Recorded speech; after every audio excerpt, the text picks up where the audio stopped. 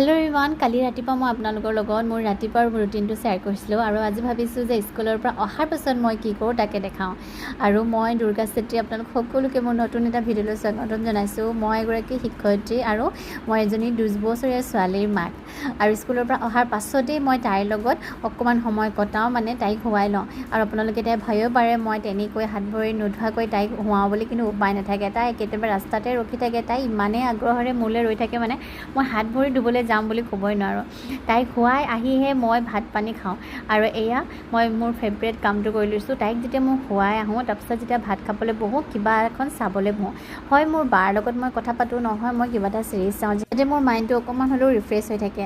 আৰু মই চিৰিজ চাই, মুভি চাই খুব ভাল পাওঁ। মই মানে একদম বলিউড প্ৰেমী, খুব ভাল লাগে এইবোৰ মোৰ চাই। সৰুতে যে কিমান চিৰিয়েল চাইছিলোঁ, কচুটি জিন্দগী কি, কিউকি সাছ ভি কভি বহুতহি নক'ব। আৰু আপোনালোকে কোনে কোনে চাইছে কমেণ্টত জনাবলৈ নাপাহৰিব। আৰু এয়া আপুনি যিমানেই বাহিৰত গৈ কাম নকৰক কেলে, আপুনি ঘৰত আহি বাচন ধোৱা, ভাত বনোৱা এইখিনি কাম কৰিবই লাগিব।